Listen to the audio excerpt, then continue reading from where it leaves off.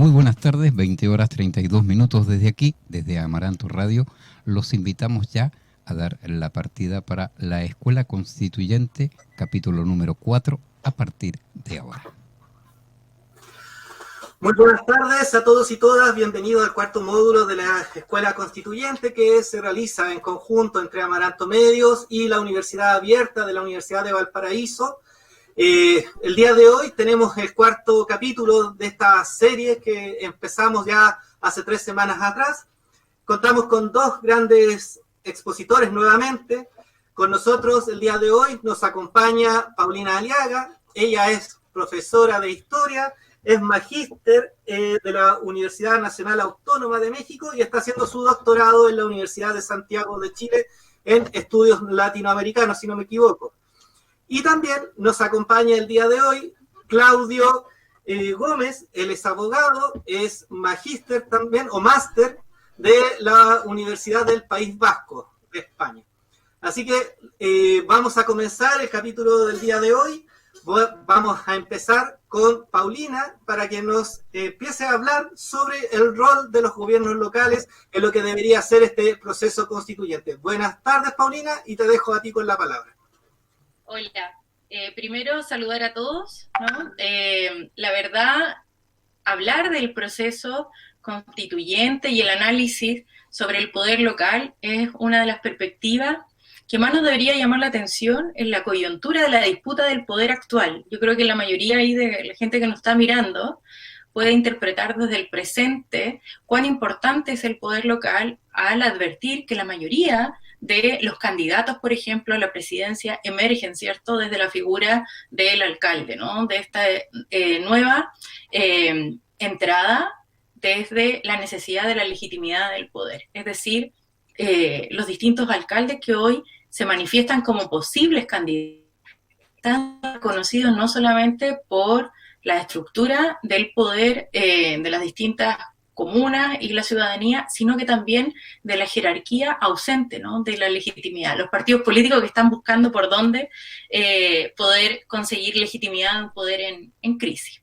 Dentro de eso, como profesora de historia, además, me toca hacer la introducción, ¿no?, de las perspectivas generales de la historia política de Chile, por lo cual la idea de partir de esta representación del presente es poder hablar de las formas del poder local y la centralidad en Chile respecto a la importancia de la política local con formas no visibilizadas de lo que es la política institucionalizada. Es decir, lo que pasa en la ley y que modela el Estado central muchas veces se desfigura, y en la historia de Chile se ha desfigurado dentro de lo que son las prácticas del poder local, como práctica, más allá de la organización jurídico-administrativa que van delegando las distintas reglamentaciones de administración y de delegación de poder del Estado a estos distintos gobiernos locales, ¿no?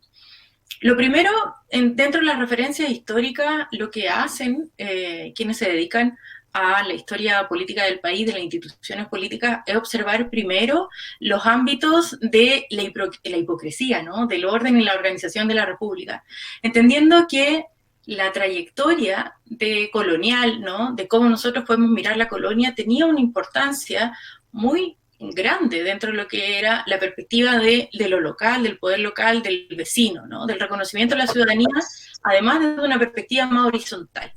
La herencia va a ser deconfigurada por la República en esta idea del mito portaliano, que seguramente muchas de las personas que están escuchando lo deben conocer y que prevalece y permanece en la Constitución del 80.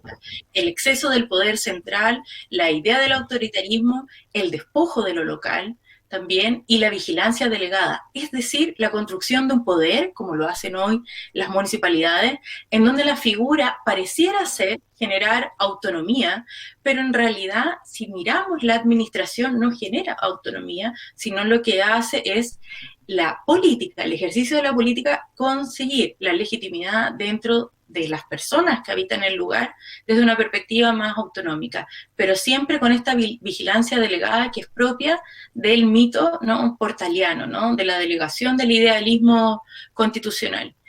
Y es súper interesante ver cómo esta perspectiva autoritaria y centralista va a seguir modelando lo que hoy consideramos en crisis, pero también va a parecer jugar con un proceso de construcción, con al menos titular, ¿no? Con la dictadura y con la idea de la descentralización, aunque es una vitrina que va a solapar otras formas, ¿no?, de comprensión de lo local, pero que en definitiva sigue los mismos lineamientos. Y hay un historiador, Mario Góngora, por ejemplo, que lo observa muy bien en lo que él considera que la construcción del Estado en Chile tiene que ver con una perspectiva extremadamente institucionalista, que intenta modelar incluso las formas del ser, de la identidad de nosotros a partir de esta estructura.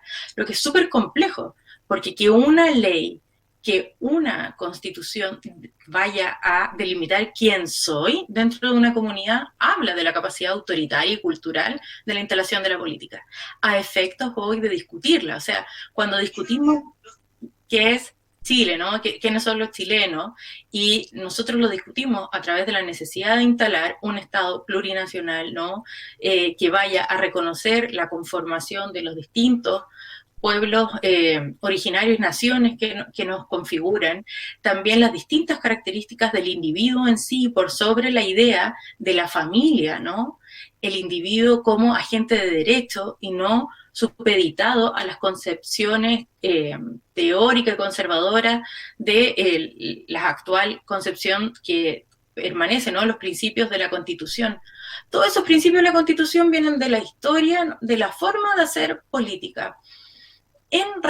En el ámbito local, precisamente, un apartado que logró abrirse del mundo conservador es el periodo entre 1925 y 1952, emblemático porque es la constitución que nos antecede, ¿no?, la constitución del 25, siendo 3 las que tiene este país, cuando realmente han sido muy complejas, pero no han variado en la sustancia. En 1925 lo que va a hacer la constitución de lo local principalmente es relevar el paso al sufragio universal como una institución que va a abrir, ¿cierto?, la participación y a generar mayor autonomía dentro de la perspectiva de la organización de los gobiernos locales. Y esto va a ser muy interesante porque la generación de los procesos autonómicos tienen que ver con la discusión de la cuestión social, es decir, el impacto de la política y los partidos que prevalece, la cuestión social, la organización y las necesidades de poner el acento en la desigualdad que se vivía en la época y en la instalación de una política que se hace cargo de esta desigualdad a nivel local, va a ir generando los procesos que van a fortalecer, por ejemplo, los gobiernos radicales hasta la deconstrucción de la importancia de lo local con nuevamente la centralidad de la ley en el gobierno de González Videla y el derrocamiento de lo que sería el sistema de partidos. Es muy importante decir que no existe un poder local real, sino existe una estructura representativa que llegue al poder local. Es decir, en la medida que funciona un sistema general de participación y de representación, como es el sistema de partidos, de distintas formas de entender el cómo hacer la política, es muy difícil romper con el carácter caudillista propio, ¿no?, de la historia de los gobiernos locales latinoamericanos. Solamente la vinculación al caudillo, al ejercicio de la persona que históricamente dominaba ese territorio, no permite desintegrar esta perspectiva centralista autoritaria del poder político. Lo que va a pasar entre los años 25 y 50, en Chile como en América Latina, va a ser esta discusión de la importancia de los distintos idearios y conformación de partidos que va a permitir asentar un sistema de representación política que tiene repercusiones en el gobierno local, en que va a discutir la eterna lucha, ¿no?, con el poder centralizado en la figura de la oligarquía. Y va a ser muy interesante sobre todo la representación de los partidos de izquierda y del mundo radical, por cómo se han reconocidos en las épocas para ser parte de la representación del poder local. Y tiene que ver por esta idea que ahora se llama el tener calle, ¿no?, que en el fondo es conocer las problemáticas de la comunidad y cómo son los dirigentes de esa zona, principalmente dirigentes sociales, los que van a ser los primeros alcaldes, ¿cierto?, los primeros regidores o gobernadores.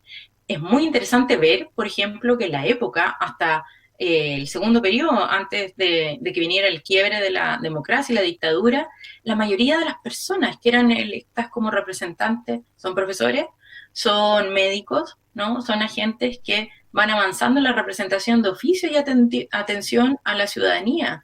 Son personas que son reconocidas por su compromiso con la sociedad, aun y cuando en los poderes locales conservadores sigue configurándose la representación que Gabriel Salazar relaciona con la mentalidad, ¿cierto?, del peón, del labrador, del inquilino, de seguir privilegiando a quien domina el poder económico, en este sentido principalmente territorial, ¿no?, que se da mucho en la zona sur y en algunos lugares de la zona central del país, pero sobre todo en la zona sur, que siguen siendo las familias de la élite hacendada que concentran el poder territorial las que van a organizar el poder de lo local, desde esta perspectiva histórica. Es muy interesante ver algo que no se visibiliza mucho dentro de este periodo, que es la crisis del sistema de partido y lo que va a pasar en el gobierno de de Carlos Ibáñez del Campo, ¿no?, con la irrupción de esta idea del apolitismo, de que si viene electo por el partido, ¿no?, agrario, él va a referir a que la política y los partidos políticos rompen la posibilidad de generar un movimiento, habla de movimiento, no habla de centralidad, que represente a toda, ¿cierto?, la ciudadanía. Y es curioso porque a partir de esta idea, que proviene además de las tendencias del autoritarismo propio del franquismo, recordemos que Carlos Ibáñez admira mucho también la política franquista, va a emerger la potencia de poder reorganizar el poder local desde una perspectiva estratégica de capturar la política local. Es decir, yo genero una ley administrativa, que es la ley de municipalidades de 1954, que le va a permitir capturar el poder local cuando él no tenía la fuerza en el Congreso, ¿no? Como no tenía la fuerza en el Congreso, decide romper con el sistema de partido e ir a la captura de la administración del poder local. Una vez más, el poder local intenta, ¿no?, ser cooptado por el Estado. La diferencia respecto a los procesos anteriores es que desde 1925 en adelante se generó una cultura local que es muy distinta a la cultura nacional de la participación política. Y eso es muy interesante en relevar el valor histórico que tiene el poder local de convocatoria de la participación ciudadana, ¿no? Y el reconocimiento de los dirigentes históricos locales hizo que, en definitiva, esta ley que intenta capturar el poder de los municipios, el poder local, no tuviera efecto. Y no tuviera efecto porque no es capaz de reconocer, ¿no?, en estas nuevas formas delegadas de la cooptación central, la figura de desvincular a los históricos representantes del emergente sistema de partido de estas formas de representación, siendo que no representaban los dirigentes locales precisamente la centralidad del discurso político, sino que lo bajaban a la centralidad de los problemas de los distintos municipios, de las distintas realidades. Y eso es genial, ¿no? Porque en el fondo no son el centro, ¿no? No son las dirigencias de los partidos políticos los que hacen la práctica horizontal de la política, lo hacen los dirigentes locales. Y eso es maravilloso y ha generado en la historia de Chile lo que vemos hoy, que es la nueva ola de la recuperación de la comunidad, de que sabemos organizarnos y reconocernos como vecinos. Sabemos quiénes representan o no nuestra comunidad, quién ha estado comprometido o no. Cuando un alcalde, cuando un concejal es mirado críticamente por los generales, no, es que este no está interesado en la comuna, siempre mira para afuera, ¿cierto? No conoce, viene solamente para los consejos, ni aparece. Es el típico comentario que históricamente ha fundamentado la forma de crítica popular hacia la política local. Carlos Ibáñez no logra poder ni coaptar el poder local, ni tampoco generar un gobierno estable. Y ahí viene una crisis del sistema de partido que vuelve a reorganizar los idearios de los partidos políticos, vuelve también a reconfigurar, ustedes saben ahí, el nacimiento de partidos muy importantes como es el Partido Demócrata Cristiano, el regreso también del Partido Comunista, que había sido declarado en la ilegalidad desde el último gobierno radical y el periodo de Carlos Ibáñez, la rearticulación también de las fuerzas de izquierda en el Partido Socialista, las bases de Acción Nacional y el paso a lo que va a ser el Partido Nacional en la imbricación con el Partido Conservador, importante ahí, porque el Partido Nacional todavía define esta capacidad de capturar como estrategia del poder local, que es muy importante en el impacto para el periodo de la dictadura.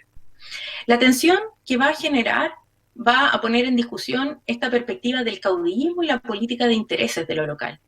Cuando viene la reconfiguración y el empoderamiento de esta nueva etapa del sistema de partidos, se discute muchísimo, tanto en el programa político del gobierno de Frei, con lo que va a ser la Unidad Popular, el poder recuperar realmente la autonomía del poder local, el poder generar autonomías que se hagan cargo de esas realidades, no a través de la centralidad del poder, sino generando representaciones que están comunicadas permanentemente, pero que no están aisladas. Es decir, no pierdo el poder de la organización central, pero sí confío en ella. Y confío en ella a través del sufragio y la representación, rompiendo con estas tensiones que permanecían de los caudillos, de los hacendados y de la oligarquía que seguía coaptando gran parte del poder local. Uno de los acontecimientos más importantes y más emblemáticos que muestra el impacto de la administración de lo local dentro de la historia de Chile y de este periodo tiene que ver con cómo se gestó la reforma agraria. Y es muy interesante no solamente ver el fenómeno de la reforma agraria, sino que también de la educación y de la salud en ambos periodos. Porque si bien tenía una excelente representación en los gobiernos locales, para la práctica las decisiones eran tomadas desde el poder central y el local, en plena conexión, tenían un proceso de contextualización. Y en eso, por ejemplo, fue emblemático en el caso de Frei, la delegación y la redistribución del INDAP, ¿no? En distintas partes del país. Y el INDAP con una capacidad de decisión y de organización de acuerdo a sus territorios. Y eso permitió educar, formar y acompañar los procesos de la reforma agraria para evitar, ¿cierto?, la coaptación nuevamente de la oferta de dinero para comprar las parcelas que se estaban repartiendo. Si hubiese sido una perspectiva como la actual, probablemente el campesinado de la época no se hubiese sentido conectado, porque muchas veces las decisiones centrales y cómo se entregan al poder local van descontextualizadas, son una delegación general. En educación lo podemos ver mucho, que fue muy distinto en la época, que va a ser parte de la herencia del proceso de la dictadura, ¿no? Por ejemplo, cuando se desconocen los saberes locales, cuando se desconoce la capacidad de tomar esas decisiones dentro del poder local, en el ejercicio de la salud, de la educación. El Hospital Intercultural de Temuco tuvo que pasar necesariamente por una decisión del poder central, aunque las prácticas locales de reconocimiento ya venían hace bastante rato, pero tuvo que pasar por una decisión central. Y esos son ámbitos que en este otro periodo fue muy rico y fue muy distinto.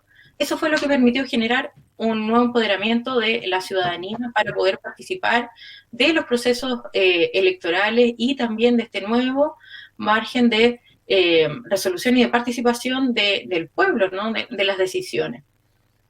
En parte, la transformación de la dictadura rompe, ¿no?, con esta perspectiva de la generación de autonomía que se estaba dando desde el poder local, de la avanzada que se establecía en ella, a través principalmente y primeramente de la persecución y del abandono, ¿no?, de los municipios y la instalación de los famosos alcaldes y concejales designados.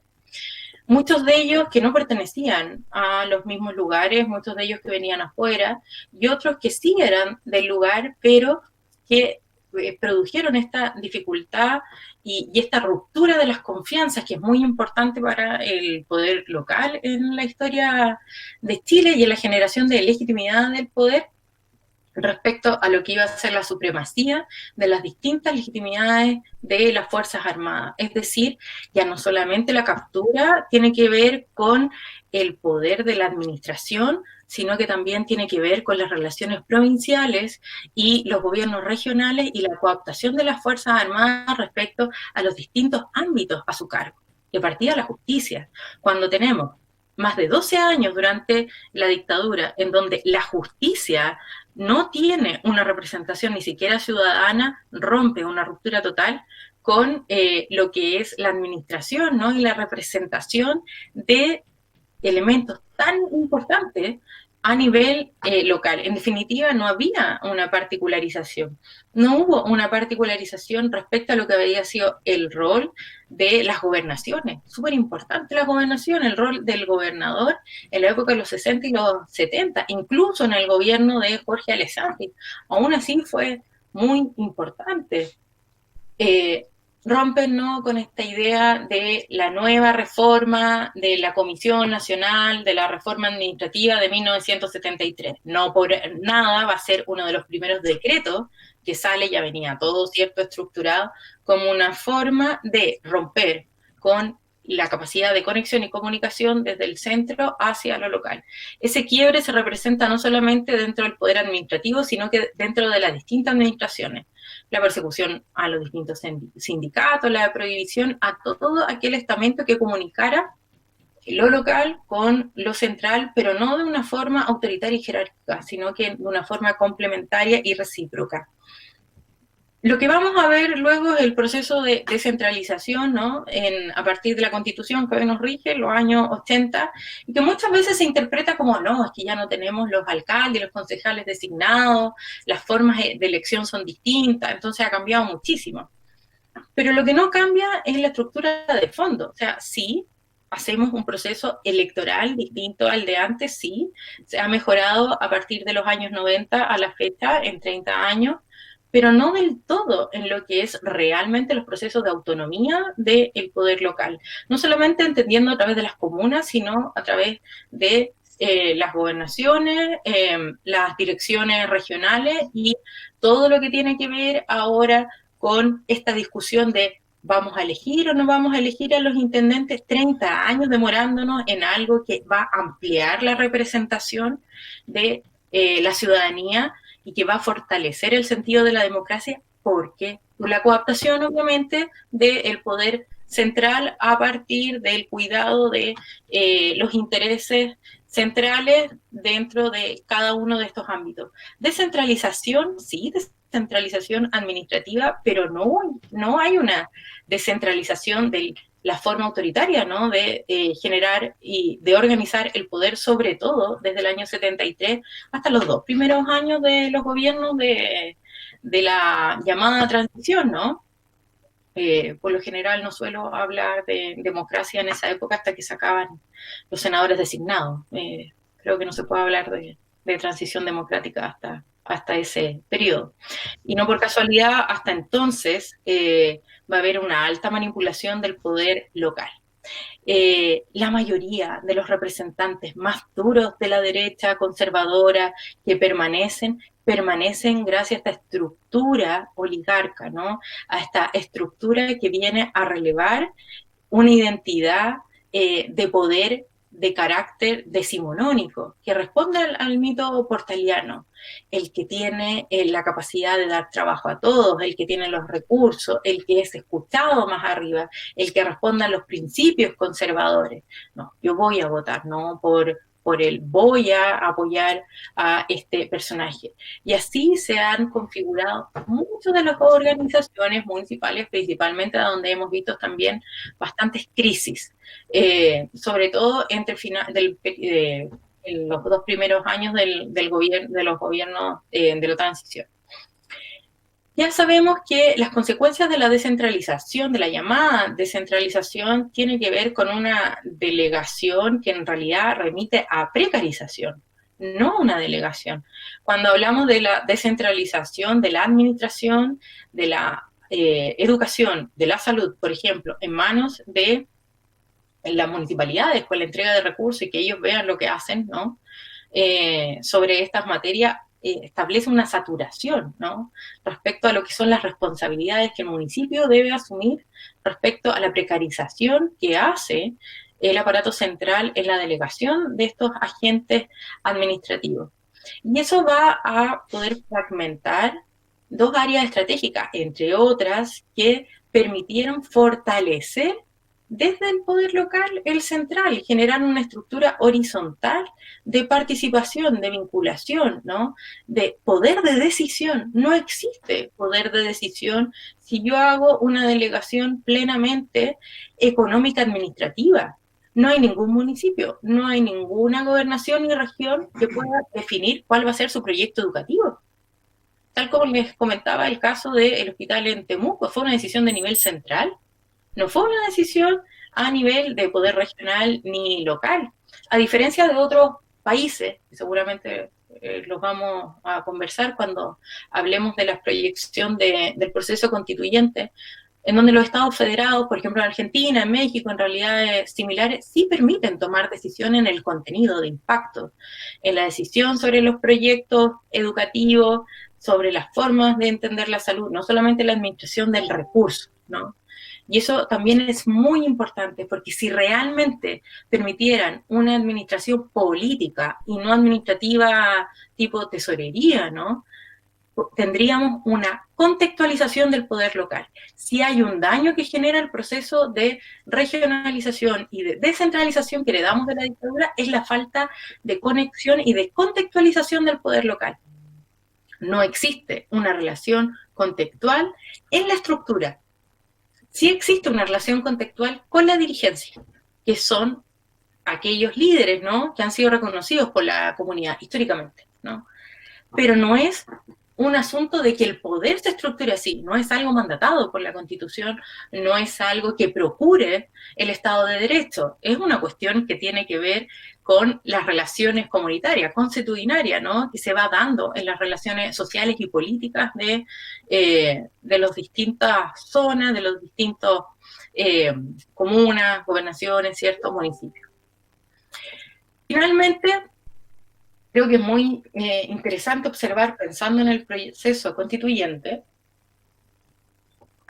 las críticas a tres elementos que se hacen de los intereses que tiene la descentralización y lo que nosotros deberíamos, ¿no?, establecer como puntos, nudos críticos a repensar. Primero, el ver y visibilizar desde dónde viene esa presión multilateral del poder central hacia el poder local. ¿Por qué hablamos de la multilateralidad del poder central? Porque no solamente tiene que ver con el poder político, sino con las relaciones con el poder fáctico, ¿no? Muchas veces no es la representación del ministerio, pero sí es la empresa la que llega a intervenir el poder local. Por ejemplo, bueno, ustedes ahí lo tienen con las empresas que están vinculadas a la producción de la palta. Yo conozco mejor el caso de acá de Punta Arenas, que tiene que ver con la producción de la salmonera. Las únicas ocasiones en donde el desarrollo es destacado por los gobiernos locales actualmente, desde una perspectiva crítica, y sobre todo en este gobierno y en el gobierno Piñera anterior. Es decir, las únicas propuestas contextuales remiten a la explotación y al extractivismo. La principal definición, por ejemplo, de que acá en Magallanes se instalaran las salmoneras tiene que ver con la crisis de Chiloé. Hay ahí una estrategia de tomar una responsabilidad tanto regional como central del impacto al desarrollo que tiene no solamente la región, sino en el país. No, hay un empuje de los intereses multilaterales del poder central ocultándolo, ¿cierto?, hacia la región. Ustedes se morirían al ver la cantidad de salmoneras, por ejemplo, que hay en Punta Arenas. ¿Y cómo actúa con lo local? Son las mismas que hoy andan repartiendo cajas de alimentos. Son las mismas que reconstruyen las casas que en invierno, por lo general aquí pasa mucho, se queman. Son las mismas que están construyendo las nuevas poblaciones para los trabajadores, que generan trabajo, que generan nuevos ingresos. Pero es un trabajo que no necesariamente va a impactar a las personas que viven en Magallanes directamente. No es trabajo necesariamente para la gente de Magallanes. Por lo general es gente que viene de afuera a trabajar además. Entonces, es convencer a la ciudadanía de que esto es un beneficio, hacer la relación extractivista, hacer la política del show, como se habla, ¿no? Del panfleto en donde reparto cajas, ayudo, llevo computadora a la escuela, en fin, y con eso me voy legitimando. Esa presión que viene del poder central y afecta a lo local, o que emerge de los intereses de lo local y se legitima en el poder central, es un punto que es muy importante regular si vamos a pensar en una nueva constitución. Poder visibilizarlo y también poder establecer mecanismos de fiscalización de ellos. La mayoría de los escándalos que vemos en los municipios tienen que ver con eso. O sea, la mayoría de los escándalos a nivel administrativo en las regiones tiene que ver con esas interacciones. Y ahí podemos tener muchísimos casos a colación, no sé, desde Freirina, Agrosuper, Quintero, o lo que les estaba comentando que pasa acá también en Magallanes. Luego, la instrumentalización del poder local, que remite exactamente a esto, como también los alcaldes van jugando y se van haciendo parte de estas estrategias del poder central por el beneficio económico también, pero también por la permanencia del populismo, ¿no? La idea del populismo típico latinoamericano, en donde la instrumentalización del poder se acompaña con estas presiones o beneficios, siento, multilaterales que me permiten a mí verme bien como alcalde a la hora de repartir, obviamente, las cajas de alimentos, ¿no? Siguiendo en esta misma figura. Entonces, es una instrumentalización, pero también es un acto recíproco para la figura. Y ahí hay algo que también discutir, que es la figura de la representación local. Porque si hay un centralismo que permanece en las relaciones del poder local, es la centralidad de la figura del alcalde, del gobernador, del intendente. Y esa captura no se logra desintegrar con un proceso necesariamente electoral. Aun y cuando los alcaldes son electos, ¿no?, a través de las urnas, no existen procesos de fiscalización real de la ciudadanía que permita estar vigilante durante todo el proceso. De hecho, sabemos más del poder central y de las declaraciones que hace al menos todos los años de lo que podemos saber del poder local, sea bueno o sea malo, sea efectivo o sea deficiente, ¿no? Más allá de las categorías o de los niveles de evaluación que podemos hacer, es dónde están los instrumentos que nos permiten como ciudadanos tener información que no sea el lugar que, el hospital nuevo que fue a inaugurar el alcalde, la calle que pavimentó, o sea, que no sea la junta de vecinos donde fue a entregar una torta, que son las típicas, ¿no?, informaciones que se entregan cuando hay una instrumentalización del poder local, sobre todo desde los partidos políticos que buscan apoyo de vez en cuando a través de estas estrategias que acompañan muchas veces a los alcaldes.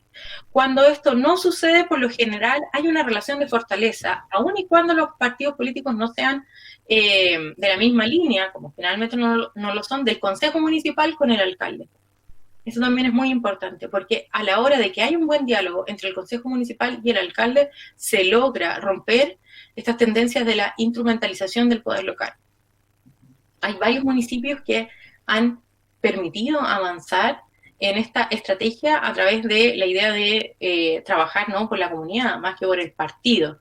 Son pocos, pero existen. Y luego el empoderamiento de los niveles subnacionales, es decir, que no podemos seguir nuevamente insistiendo en esta idea de la perspectiva a lo nacional, sino que también entender las formas de reorganización, políticas con O y políticas con A través de los partidos, políticas con O a través de los sistemas de participación política propios de las distintas zonas, de los distintos contextos donde yo me voy a relacionar. El impacto de los sindicatos, por ejemplo, en el norte. ¿Cómo diablos no hay una comunicación permanente entre lo local y los sindicatos de la minería? O sea, ¿qué pasa ahí, no? Lo mismo que pasa acá con los sindicatos de la pesca, lo mismo que debería pasar en Lota, ¿no?, con los históricos sindicatos de los pescadores artesanales. ¿Qué pasa con los trabajadores y los gremios de las distintas unidades, salud, educación, que tienen discursos muy distintos? ¿Cómo yo rompo con este criterio de distancia de la representación local y voy empoderando a lo subnacional? Por ejemplo, la decisión, como les comentaba, de un programa educativo propio y contextualizado para cada comuna. Uno de los espacios que no se conoce mucho, más contingente en esta lucha, por ejemplo, es Isla de Pascua. Isla de Pascua dio la espalda al poder central y con su propio carácter, además, aun y cuando tienen distintas dificultades y peleas con el alcalde, ha tomado determinaciones específicas sobre la forma de llevar a cabo su programa educativo, muy distinto a cómo se genera en el resto del país. O sea, no se habla de una opción como de aprender pascuense, sino que es parte de. O sea, yo no voy a enseñar español si no enseño pascuense. Esa es la determinación Rapa Nui, en realidad, que se toma dentro de la isla, por ejemplo, en el empoderamiento de los subniveles nacionales. De hecho, cuando va el CEREMI, cuando va un representante de la quinta región, que es terrible porque ellos se sienten súper distantes, imagínense cómo los reciben siempre en los aeropuertos, porque no los reconocen como figuras, no los reconocen como representantes. Y eso pasa en muchos niveles locales, a nivel del país. Empoderar a los actores sociales y locales permitiría dar una relación contextual y ser un fiscalizador permanente y una proyección de los programas de acción en la medida que se va autonomizando el poder. Es decir, romper finalmente con esta idea del callejón institucional, el callejón tipo de que yo no puedo mirar a otro lado que no sea la ley que me organiza. Tiene que haber una autonomía y una capacidad de decisión para poder generar procesos realmente de empoderamiento y de cambio. La ley como vitrina, es decir, la ley que ha generado cambios, como lo hemos visto hasta ahora, pero que no ha impactado, que generalmente queda en una vitrina a la que yo no puedo acceder, ¿no? Las relaciones sociales y la política local, en este sentido de la interacción recíproca y permanente con los distintos actores de la comunidad, que siempre interactúan. Lo que pasa es que terminan unos, ¿cierto?, y otros en ámbitos distintos, en tensiones distintas, que finalmente interpelan de forma separada al poder central, y los partidos políticos y el poder local. Y aquí hay una contradicción bastante interesante porque el sistema de partidos en Chile, sobre todo desde el último proceso de reorganización, el tercer estadio de la reorganización del sistema de partidos, a partir de los años 90, es extremadamente centralista. A diferencia de lo que fue el sistema de partido entre el año 57 y el 73, y el proceso de los radicales. Nunca Chile había tenido un sistema de partidos real, entendiendo que empiezan a funcionar desde 1925 en adelante, tan centralista como este. Entendiendo que en la dictadura no habían partidos políticos, que las decisiones eran políticas centralistas, ¿no? La centralidad en las formas de dirigir los partidos políticos también dañan la representación del poder local. La crisis que hoy tienen el sistema de partidos, de la falta de legitimidad de los parlamentarios, de los representantes a nivel más central, se ha resuelto a través de relevar el poder local. Los dirigentes, como comentaba en un principio, que están recuperando los partidos políticos son los dirigentes que están en las comunas, en el desarrollo local. Muy interesante es ver que la estrategia principal, por ejemplo, de los partidos de izquierda que fueron desvinculados y tardíamente regresaron a la legitimidad como el partido, a la legalidad, como el Partido Comunista, ¿no? O las nuevas fuerzas que se están recién organizando, ¿no? Del Frente Amplio, de Convergencia, y el Partido Humanista busca también capturar ahí elementos desde el poder local, estableciendo relaciones que no solamente son centralizadas, sino lo que se llama la ocupación territorial. Y si hoy vemos alcaldes históricos, por ejemplo, la figura de Jadwe, que está muy relevada últimamente, pero que también tenemos otras figuras como lo que ha sido la representación de Pedro Aguirre Cerda también, ¿no? Y de distintos actores que van configurando una estrategia de contextualización de su política y de legitimidad con su comunidad. Yo confío en usted porque usted está aquí y porque usted no se ha ido de aquí, no usó la alcaldía para saltar políticamente, ¿no? Son por lo general dirigentes y representantes de la política que llevan más de un periodo, que van generando estrategias que emergen de lo local hacia lo central. Las farmacias, por ejemplo, comunitarias, es una de esas estrategias que ha visto el impacto de cómo lo local, y demuestra en la acción, cómo lo local puede delimitar una nueva forma de comprensión de la organización política central. Se puede hacer. No se quiso reconocer, se quiso desvincular, se quisieron cerrar y finalmente la política lo tuvo que aceptar. Y los distintos organismos también del Estado poder organizar no solamente a nivel de la región metropolitana, sino que expandirlos en el país. Ese es un gran ejemplo de cómo la política desde lo local puede perfectamente y está generando relaciones que están desvinculadas desde las relaciones de captura al poder central, que hoy puedan pasar a una discusión de una nueva constitución no tiene que ver con un punto cero, tiene que ver con que tenemos en nuestro presente y en las referencias del pasado elementos con los cuales podemos tomar decisiones. Más que jugar a las decisiones futuristas, es muy importante establecer que una discusión constitucional tiene que relevar antecedentes y saberes prácticos, un proceso constituyente. ¿Dónde están esos poderes? Si yo me pongo, creo, en mi opinión personal, y lo que un poco se ha demostrado en distintas creaciones de la política a nivel mundial. Si yo me pongo a crear nuevos parámetros, nuevas formas, ¿no?, muy teóricas, desvinculadas de los contextos, sin referencias en lo que ha sido la acción y la vida práctica de estas formas de estructurar el poder, por lo general me voy a demorar años en poder reeducar a la población en estos sistemas de participación. Es muy distinto cuando recupero estas formas que ya están más que probadas y que además la ciudadanía sabe responder a ellas. Sabe responder a cómo funciona la farmacia popular, sabe pedir una farmacia popular, porque en muchos municipios donde los alcaldes no querían hacerlo, fue la gente, fueron los consejos, la presión a los consejos municipales también, la que insistió en llevarlos. Y así, muchas decisiones que van emergiendo desde el mundo de lo local. La coyuntura en la que estamos es una coyuntura de tremenda riqueza de aprendizaje, que de cierta forma yo lo veo como un valor dentro de esta experiencia del COVID que no teníamos durante el estallido social y que es la visibilización de la capacidad de la gestión del poder local, ¿no? De cómo el poder local es mucho más fuerte en procesos de emergencia, en responder, es mucho más capaz de dar respuesta que el poder central. Y tiene que ver con esta idea, ¿no?, de la ley como callejón institucional y como vitrina.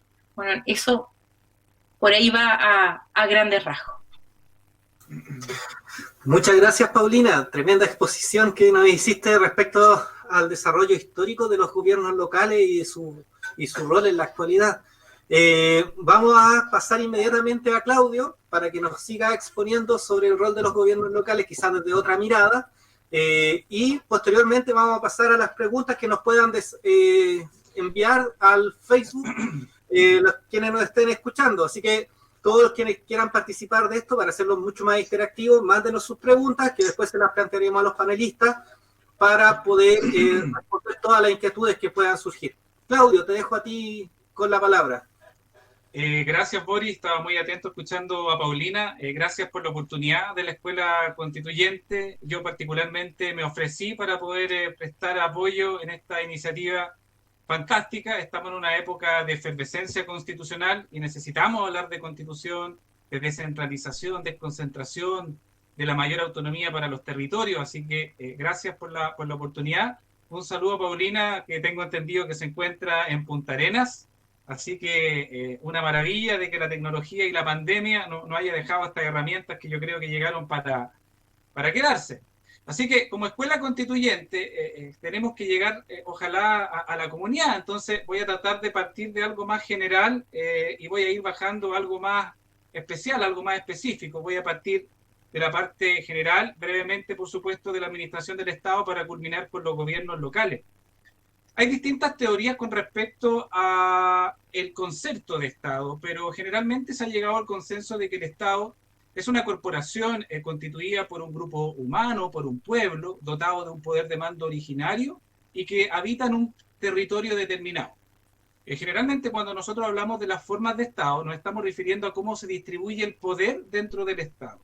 Y formas de Estado, como sabemos, está el Estado regional, federal, unitario. Y cuando hablamos de gobierno, nos estamos refiriendo a la forma en que se ejerce el poder en ese territorio y los distintos tipos de gobierno que nosotros conocemos en la doctrina y el derecho comparado, son los gobiernos presidencialistas, hiper, mega, ultra presidencialistas, como el caso de Chile, parlamentario, semipresidencial, entre otros. Y en la materia que nos convoca, tenemos que entender qué es el gobierno en términos simples. En términos simples, el gobierno es la potestad o la facultad política decisoria. Y a lo menos en lo que concierne a nuestro país, el poder se ejerce a través de distintas escalas, a través de distintas variantes que las vamos a pasar a expresar inmediatamente. El gobierno central lo ejerce el presidente de la República a través del Poder Ejecutivo, y la administración la ejercen otro tipo de organismos que están señalados en el artículo 1 de la Ley General de Base de Administración del Estado, como las intendencias, las gobernaciones, la Contraloría General de la República, el Banco Central, las municipalidades. Y la Constitución, en su capítulo 14, señala de que para el gobierno y la administración del Estado existirán órganos descentralizados y desconcentrados en cada uno de los territorios.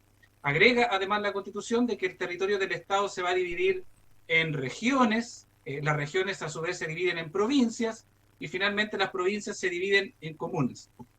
Y acá quiero hacer un pequeño alcance, ya que el mismo capítulo 14 de la Constitución establece como título en algunos párrafos siguientes, cuando regula la organización regional, señala en su título Gobierno y Administración Regional. Luego, más abajo, señala Gobierno y Administración Provincial.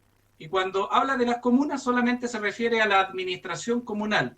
Por tanto, ya podemos desprender de la Constitución claramente de que se le ejerce y se le entregan atribuciones de gobierno a las regiones y a las provincias, en tanto que a las municipalidades solamente se le entregan facultades administrativas.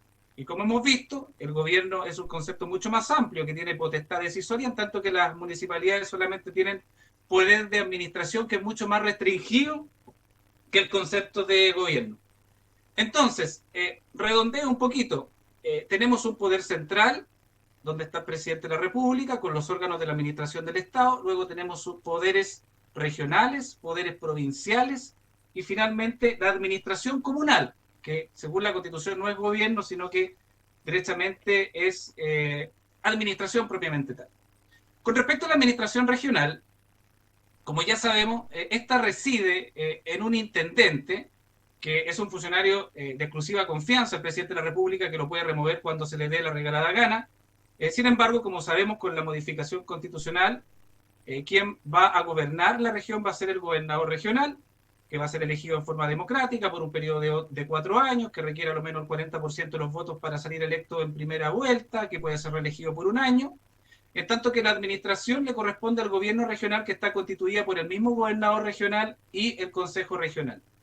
Además, la misma modificación constitucional establece esta figura inédita del delegado regional presidencial, que en la práctica va a tener probablemente muchas más atribuciones que la autoridad elegida democráticamente, ya que va a tener la supervigilancia, fiscalización y administración de los órganos públicos. Es decir, el gobernador regional elegido democráticamente va a tener un gendarme al lado, que va a estar como un carabinero viendo todo lo que hace este gobernador elegido democráticamente.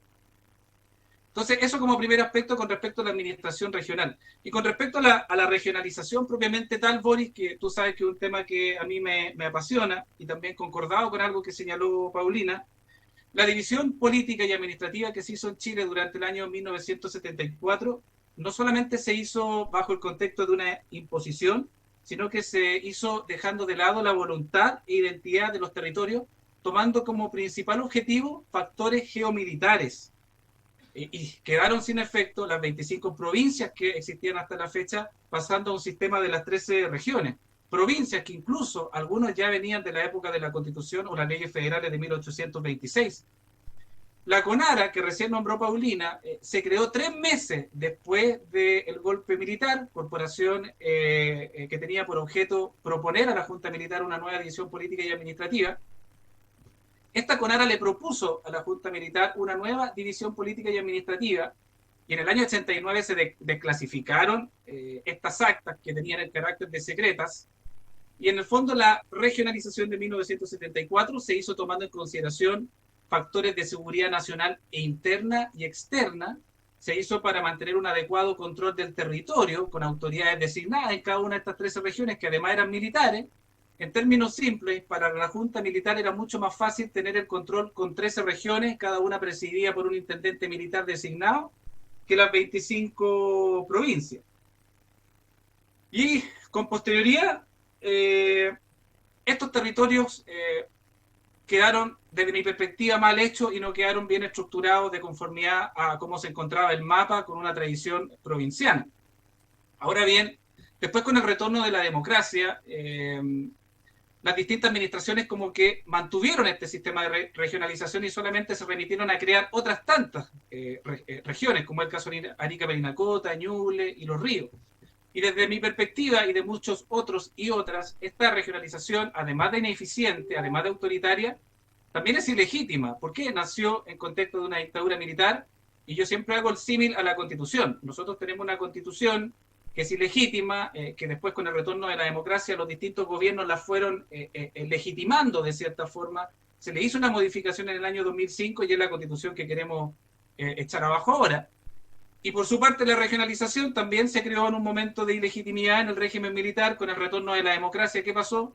No se modificó del fondo este sistema de regiones y solamente se administraron y se crearon otras tantas regiones en el año 2005 y además en el año 2018. En definitiva, desde antes de la independencia de Chile, más o menos, hasta la fecha, hemos tenido unas 8 o 9 grandes modificaciones a la división política y administrativa de Chile.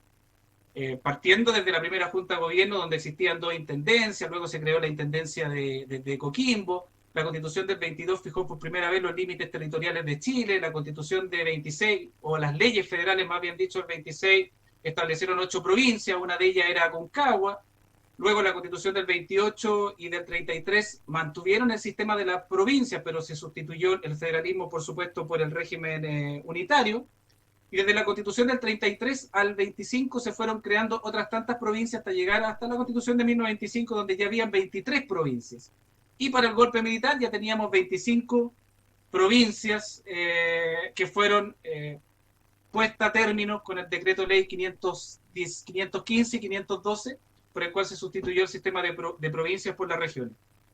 Luego, con el retorno de la democracia, ¿qué pasó? Comenzaron a surgir de los territorios distintos promotores de política, distintos articuladores de política, que en definitiva reclamaron autonomía para estos territorios, para ciertas provincias que quedaron resentidas con esta división política y administrativa, adhería a una capital regional concentradora de recursos, de infraestructura, de servicios, de representación parlamentaria, por lo que en definitiva estas voces que reclamaron de manera endógena una nueva división política y administrativa fue tomada en consideración por aquel entonces la presidenta Bachelet, que era candidata a la presidencia, traduciéndose en definitiva los proyectos de ley que crearon en definitiva las regiones de Arica, Parinacota, Ñuble y Los Ríos. Ahora bien,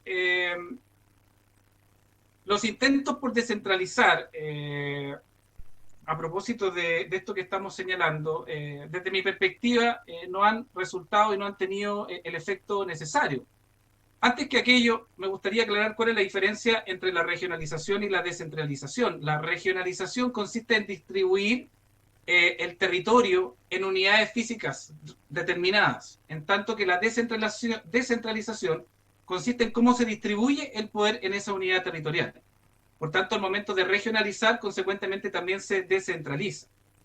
Y volviendo a lo anterior, con respecto a los intentos por descentralizar, recién algo señalé con respecto a la figura del gobernador regional, y si bien es cierto que este es un avance, el centralismo no se ha cortado para nada, Boris. ¿Por qué? Vuelvo a la figura del delegado presidencial regional, que va a ser como un gendarme, que va a estar al lado de este gobernador regional, incluso con mayores atribuciones y facultades que la autoridad elegida democráticamente. A diferencia que en Francia existe un delegado presidencial, pero no tiene atribuciones como las que va a tener el delegado presidencial regional.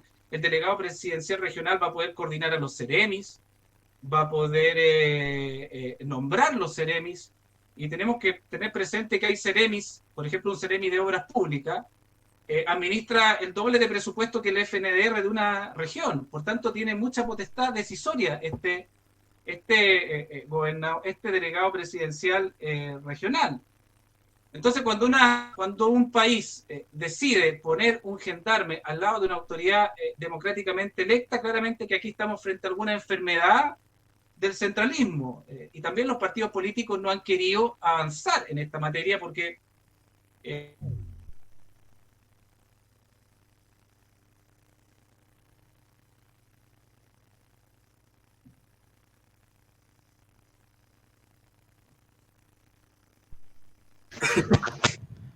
Buenas noches amigos, 21 horas 39 minutos. Retornamos ya con nuestra señal después de haber tenido un corte del servicio de internet aquí en los estudios. Los dejamos con la continuación de la Escuela Constituyente.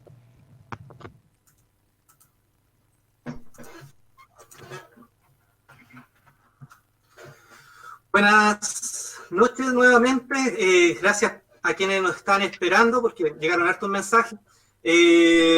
Vamos a continuar con la exposición de Claudio, que ya estaba en la parte final, me parece, de su exposición, o en la parte media de la exposición, porque el tema es bastante interesante y hay que profundizarlo. Así que, Claudio, te dejo. Gracias. Recién revisé hasta dónde quedamos y estuve hablando por lo menos unos 5 minutos solo, o sea, con ustedes, pero no estábamos al aire, entonces voy a retrotraerme un poquito. Creo que una de las últimas cosas que señalé antes que se cortara era cuál es la diferencia entre regionalizar y descentralizar. La regionalización implica a cómo se distribuye en términos territoriales el país, a diferencia de la descentralización es cómo se distribuye el poder dentro de esa unidad territorial. Por tanto, cuando hablamos de descentralización, nos estamos refiriendo a cómo se distribuye el poder político, fiscal, administrativo en una unidad territorial predeterminada. Y continúe hablando de la figura del gobernador regional, que aparece, yo creo, en todos los foros, y esta figura del delegado presidencial regional, que viene a ser una especie de gendarme, de guardia del gobernador democráticamente electo.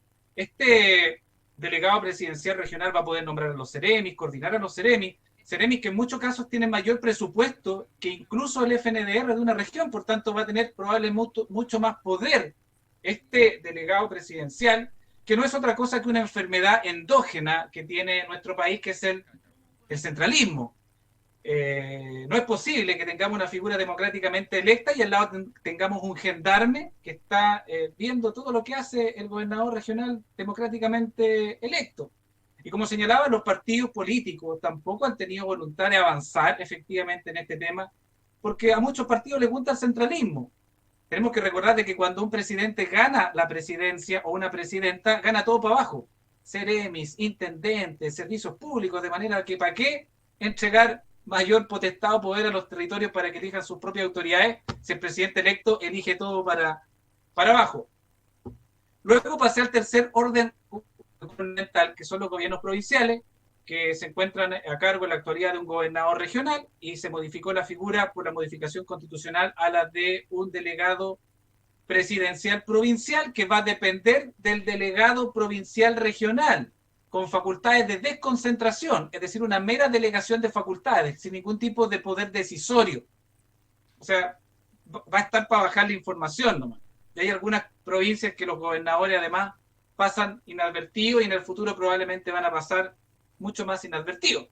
Y con respecto al cuarto orden de la estructura de poder político en nuestro país, nos encontramos derechamente con las municipalidades, que son personas jurídicas de derecho público, con un patrimonio propio, con una personalidad jurídica propia, cuya finalidad es satisfacer las necesidades de la comunidad local en el ámbito del progreso económico, social, salud, educación y entre otros tipos de atribuciones que se le entregan a los municipios. Existen en Chile 345 municipalidades para 346 comunas. Hay una municipalidad que administra 2 comunas, Cabo de Hornos y además la Antártica chilena, ese como dato anecdótico. A ver, uno de los temas que necesariamente vamos a tener que revisar en una futura constitución es precisamente 2 aspectos: la inequidad territorial, como también una mayor participación democrática en el ámbito local. En el ámbito municipal, querido Boris y Paulina, tenemos grandes corporaciones edilicias con 5.000 funcionarios, con tecnología de punta, con la mejor infraestructura, todos los funcionarios capacitados. Como también tenemos municipalidades en Chile con 20 funcionarios, en la CEPLAC hay un puro CEPLAC y un dibujante técnico, y a veces el mismo CEPLAC también es administrador municipal. Por tanto, esto consecuencialmente genera una enorme inequidad territorial para efectos de los territorios. Tenemos que recordar que a lo menos el 6% del presupuesto de la nación va dedicado y destinado a los municipios. Y hay ciertas variables que nosotros tenemos que considerar en el sentido de que hay, a través de algunos estudios, a lo menos hay 7 regiones en Chile en que el 50% de su población gana menos de 350.000 pesos. En el plano de la educación, por ejemplo, en Aysén y en Arica y Parinacota, el 50% de los niños o niñas no tienen acceso a la educación parvularia, entran derechamente a primero básico. Y en el plano de la salud existe una concentración de especialistas en el sector privado de la región metropolitana, que hay regiones o localidades donde ni siquiera hay especialistas.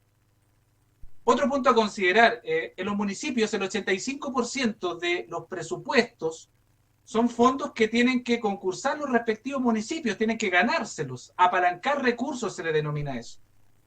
Y como sabemos, y señalé recién, hay municipios que tienen en la CEPLAC 300 funcionarios y hay municipios que tienen en la CEPLAC 2 funcionarios. El mismo CEPLAC más un dibujante técnico. Y hay municipios también que, por ejemplo, los municipios del Cono Oriente en Santiago, en conjunto con el presupuesto propio y el apalancamiento de recursos, llegan a tener 2 millones de pesos per cápita por habitante. Y estas comunas tienen un 10% de población vulnerable. A diferencia de municipios como Cochamó, cuyo presupuesto es de 83.000 pesos y con una población vulnerable de alrededor de un 90%. O como Calle Larga, le mando un saludo al alcalde, cuya presupuesto municipal per cápita es de 110.000 pesos y con un 80% de población vulnerable, a diferencia de Las Condes, que tiene un presupuesto entre apalancamiento y presupuesto municipal de 2 millones de pesos para un 10% de la población que es vulnerable.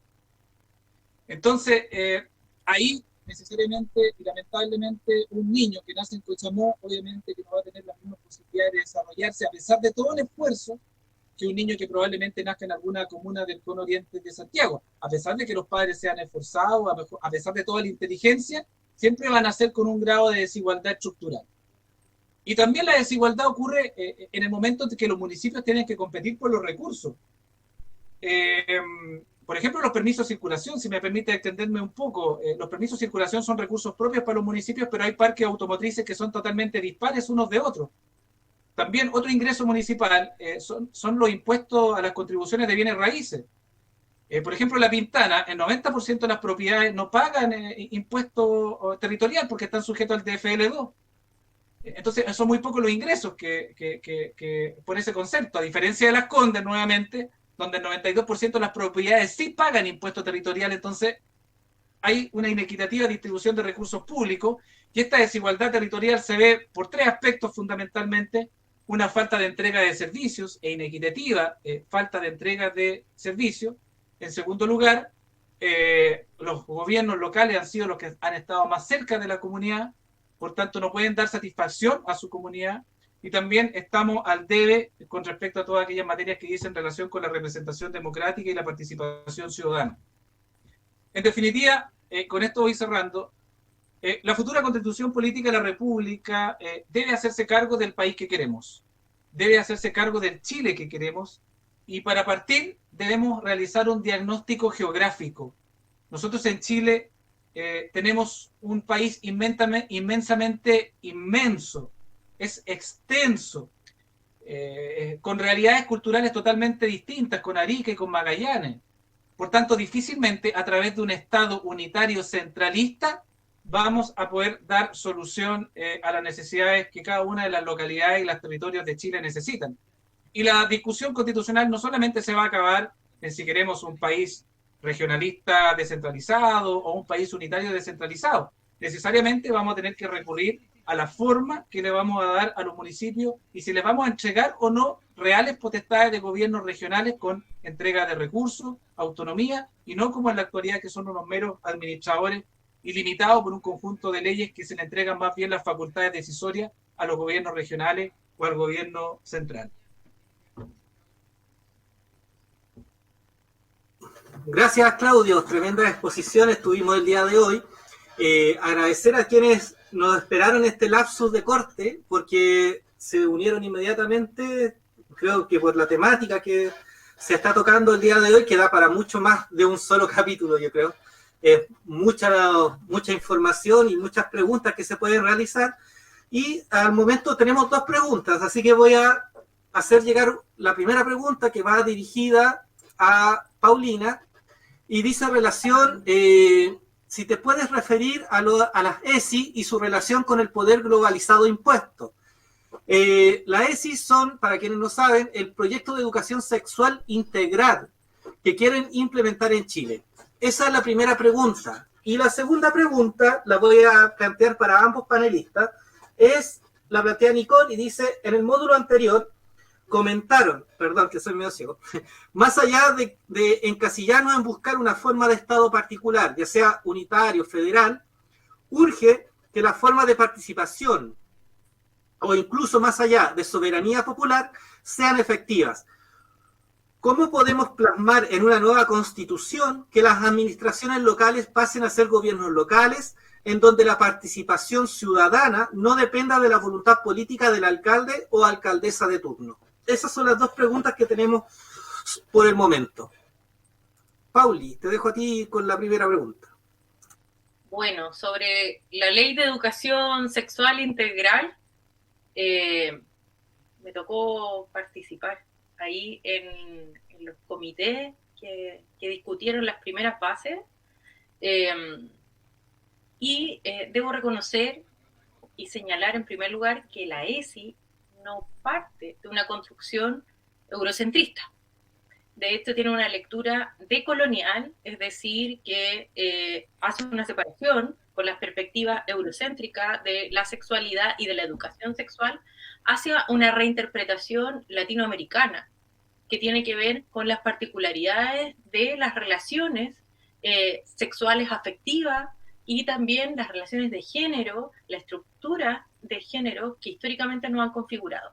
La ESI viene de la proyección de la Ley de Educación Sexual Integral de Argentina, ¿no? Que es el primer país que logra avanzar en esta materia y el que hasta ahora mejor le ha ido. Respecto a la idea del poder global, ¿no? Se pueden leer distintas experiencias respecto a la discusión que plantea la Ley de Educación Sexual Integral, ¿no?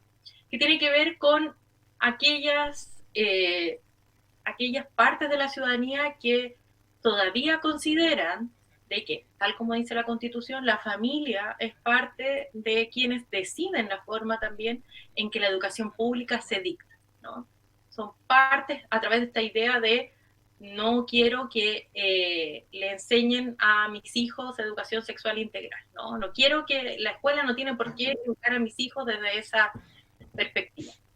Entonces, desde ese análisis, la idea de la Ley de Educación Sexual Integral no tiene necesariamente una línea directa desde el poder globalizante, sino que la discusión que se hace respecto a la recepción de la ciudadanía sí tiene que ver con la configuración de fuerzas en tensión que estructuran los sistemas educativos a nivel global. Son muy pocos los sistemas educativos que dan este tipo de discusión. Y si se fijan, en Chile la discusión estuvo súper distante del espacio público. ¿Y qué emerge? Emerge una manipulación desde los medios de comunicación, desde los grupos más conservadores, para instalarla como un monstruo, ¿no? Un monstruo que viene a intervenir en las formas de educar a la familia, a los niños y a su familia. Pero solamente después de que el proceso ya se había dado, si el proceso lleva más de 1 año y medio en discusión y tiene una historia de solicitud bastante más larga, que fue encabezada principalmente, ¿no?, por la ministra Pascual también, desde el Ministerio de la Mujer, cuando había Ministerio Real de la Mujer, y se hablaban de estas necesidades. Y la necesidad de la educación sexual integral tiene que ver primero, si queremos analizarlo de una perspectiva global y la interpelación decolonial, de las ideas biologicistas de la sexualidad, es decir, es solamente la reproducción y precisamente se inserta en la clase o asignatura de biología. O sea, los niños lo único que conocen es la corporalidad y la idea de la mujer como una máquina reproductora y el hombre como el otro agente biológico que es parte, ¿no?, de este sistema reproductor. No hay afectividad, no hay respeto, no hay conocimiento del placer, ¿no? Y son partes de la educación integral. Imagínense seguir insistiendo en que la sexualidad se basa en una concepción patriarcal, biologicista y cientificista, vuelve a relevar el discurso colonialista, ¿no? Y sobre todo patriarcal en la negación del derecho de la mujer a ser parte de la reconfiguración de la vida sexual e íntima y las masculinidades, entendiendo que también el hombre tiene un rol biológicamente inserto y que no puede ni hombres ni mujeres decidir si quieren asumir y vivir distintamente una identidad sexual a lo que es el carácter, ¿no?, biológico con el cual nacemos. El que yo tenga vagina y ustedes tengan pene no quiere decir que tengamos, ¿cierto?, que sentirnos hombres o mujeres necesariamente. Esos son parte de las adscripciones culturales que vamos generando una vez que los niños se van relacionando y se van sintiendo y descubriendo a sí mismos. La ley de educación sexual integral no tiene una perspectiva individualista, sino que también de seguridad colectiva. Si a los niños los educamos tempranamente con aspectos tan simples como que nuestro cuerpo es un territorio que tiene fronteras, como lo que estábamos hablando, que esas fronteras tienen que ser respetadas, y así un niño de 3, de 4 años sabe reconocer que nadie puede pasar por estas fronteras, puede evidenciar cuando alguien lo está vulnerando y lo está tocando sin su derecho, porque la soberanía es yo decido quién puede y quién no puede. A diferencia de las concepciones actuales donde los niños se tardan muchos años en decir y en ver si realmente están siendo violentados o no, porque se confunde con el cariño. Y eso tiene que ver con la negación del cuerpo. El niño como una gente que no tiene cuerpo, el niño no decide sobre su cuerpo, ¿no? Solamente los adultos deciden sobre el cuerpo del niño, y vamos viendo temas estructurales que representan la ley de educación sexual integral, que son muy importantes siempre y cuando tengan una relación contextual. Y esa es la importancia del concepto latinoamericano. Los problemas que tenemos en Chile a nivel cultural son muy distintos como los que tienen otros países. Los problemas que tiene México son muy distintos. Los que tiene Argentina son muy distintos. El exceso de conservadurismo, por ejemplo, es uno de ellos. El no tener un aborto libre y legal también es uno de ellos. El impacto de las iglesias evangélicas también es uno de ellos. Y así, o sea, tenemos todavía que discutir, pero tenemos que tener cuidado con la discusión que se da en el Congreso y con el impacto de las corrientes conservadoras sobre esta ley. Gracias, yo he visto algunos, he compartido y he conversado con algunos amigos conservadores de la infancia, no sé cómo cambiaron tanto, pero ahora están muy conservadores, y entre ellos como que se han difundido información de que esta ley poco menos que viene a buscar y a incentivar la homosexualidad o la depravación de los niños.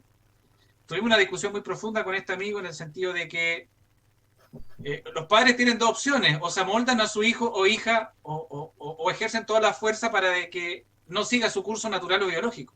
Y eso genera una cantidad de trauma y complicaciones a posterior mucho peor. Entonces, el tema va por la no discriminación y porque todos los niños tengan pleno derecho y a crecer de manera sana y sin ningún tipo de presión. Así que en ese sentido me parece muy bien esa ley que está avanzando. Eso nomás quería complementar, amigo Boris. No, muy bien. La segunda pregunta, ¿la escucharon o se la repito nuevamente? La repito. Sí. Ya. Mira, la segunda pregunta dice relación que en el módulo anterior los expositores comentaron que más allá de encasillarnos en buscar una forma de Estado particular, ya sea unitario o federal, urge que las formas de participación o incluso más allá, la soberanía popular, sean efectivas. ¿Cómo podemos plasmar en una nueva constitución que las administraciones locales pasen a ser gobiernos locales, en donde la participación ciudadana no dependa de la voluntad política del alcalde o de la alcaldesa? Claudio, empezamos contigo en esto. Sí, gracias. A ver, claro, más allá de encasillar a nuestro país en un Estado unitario descentralizado, regional descentralizado, o un Estado federal, que dice más bien con la forma en que se distribuye el poder dentro del Estado y la forma de organización, tanto a nivel regional o provincial. Creo que en el aspecto comunal se tienen que buscar las herramientas para que los municipios sean verdaderos gobiernos locales, y para que sea un verdadero gobierno local, no solamente las decisiones tienen que quedar determinadas en la autoridad de turno, en el alcalde propiamente tal, sino que se tienen que generar distintos tipos de participación ciudadana para que sea la comunidad, en definitiva, la que tenga un vínculo en la toma de decisiones, por ejemplo, en el plan regulador, por ejemplo, en el plan de desarrollo comunal, por ejemplo, en ciertas materias vinculadas al medio ambiente y el aseo y el ornato.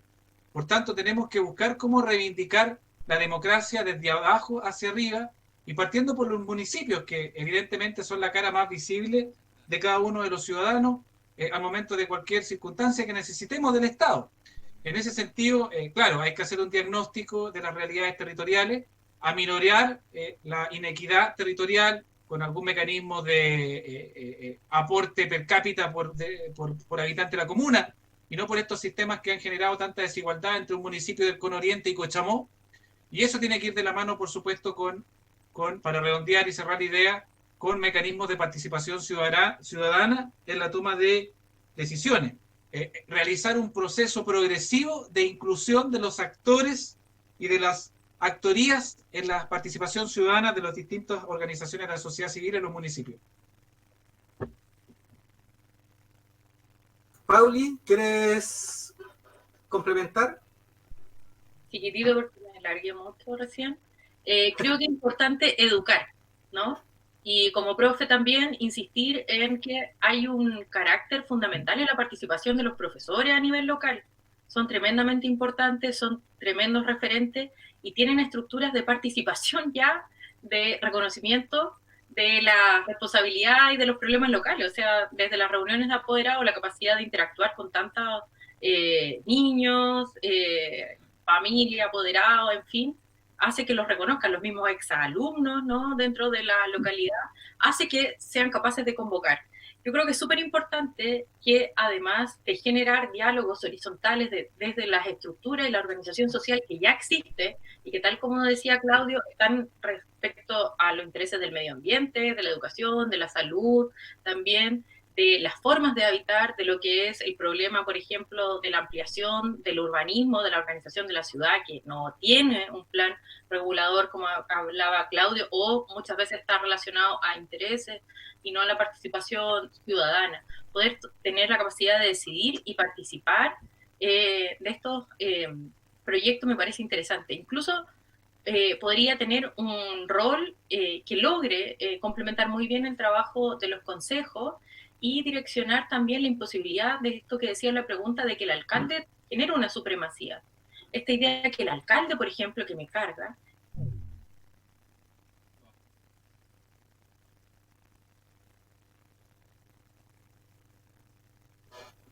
Sí, estamos nuevamente al aire. Ahí sí. Y le voy a hacer la última pregunta a ambos, porque a mí me interesa mucho este tema, incluso he tratado de escribir algo. Entonces quiero plantearlo desde el punto de vista histórico, pero también desde el punto de vista de mi disciplina, que es la administración pública. Desde el punto de vista histórico, Pauli, tú hiciste mención a Gabriel Salazar, el tema de la soberanía, y este plantea principalmente dentro de una de sus ideas, esta disputa de las clases principalmente, en el sentido de que el poder no lo suelta los grupos de interés político o las clases dominantes, para no cederlo tampoco a los grupos que no acceden a ese poder. Pero en ese aspecto, instituciones que venían desde la colonia, que eran representativas de los vecinos que no participaban de estos grandes grupos económicos, se fueron sacando de la institucionalidad a partir principalmente de la Constitución de 1833.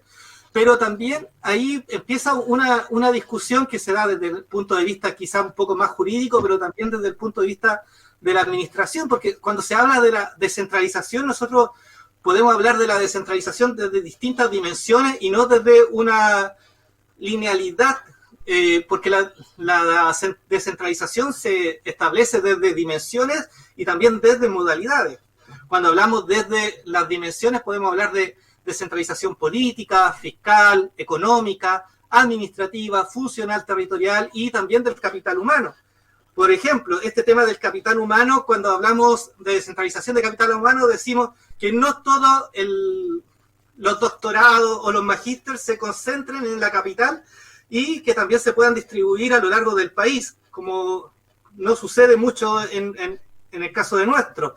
O cuando hablamos también de la transferencia de la descentralización económica, porque esta habla principalmente de traspasar potestades del Estado al sector privado.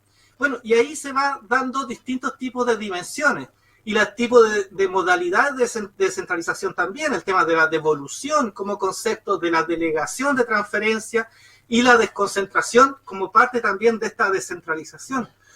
Entonces, una de las preguntas que a mí me gustaría que pudiéramos quizás comentar sería, dentro del proceso de descentralización, el crear nuevas regiones no te asegura una mayor descentralización. Eso es como una premisa. El Estado unitario o el Estado federal, independiente del cual se pueda asumir, tampoco te asegura una mayor descentralización. Entonces, el tema del concepto de soberanía entonces pasa a ser fundamental para poder establecer quizás esta relación, como bien señalaba creo que Claudio al último, en términos de la relación de poder con la ciudadanía. ¿Cómo deberíamos entonces plantearnos dentro de este proceso constituyente esta nueva construcción? Porque efectivamente los municipios y los órganos del Estado tienen órganos consultores, pero que no son órganos resolutivos. Tenemos los COSOC, tenemos las juntas vecinales, tenemos un montón de organizaciones funcionales y territoriales que son solamente decorativas dentro de la institucionalidad. ¿Cómo se conjuga el concepto de soberanía con el concepto principalmente de empoderamiento de la ciudadanía? Ahí el planteo. A nivel de empoderamiento, yo coincido contigo que no tiene que ver con la estructura del Estado, necesariamente, es decir, la estructura como institución. Y por eso me gusta mucho cuando Salazar discute la institución desde una perspectiva de la violencia, ¿no? Y de esta herencia que es posterior a la colonia. Si la colonia, si lo vemos así, no era tan mala en cuanto a las relaciones locales, al contrario, muy inteligente, que tiene que ver con el tema de cómo se construye España también. Es la república donde queda la escoba, porque estos desgraciados que empezaron a ser nuevos ricos no quisieron repartir, entonces dijeron capturamos, le creyeron a Portales, que era un macabro, ¿no? Así, Portales es igual a Polman, un tipo que hizo plata con el estanco del tabaco y quiso capturar y no quiso repartir. Entonces, como no podía comprar un presidente, me hice la constitución a mi medida y así capturó todo. Lo que tenemos que hacer es lograr dejar de depender de la constitución en términos de estructura que nos va a encasillar, ¿no?, en un callejón sin salida, porque el poder político no está en la Constitución. La Constitución, tal como se dice, es una ruta, una carta de navegación, pero el que navega somos nosotros, pues, no la Constitución. El que se sube al barco somos nosotros. El barco no anda si nosotros no andamos. Entonces, eso es lo que hay que discutir y esa es la soberanía. La soberanía es la capacidad de decisión y acción de las personas. Si vamos a hacer política, si vamos a hacer un proceso constituyente, no podemos solamente ir a votar, que ya da flojera ir a votar a mucha gente, que a mí me da rabia, pero tenemos que hacernos responsables.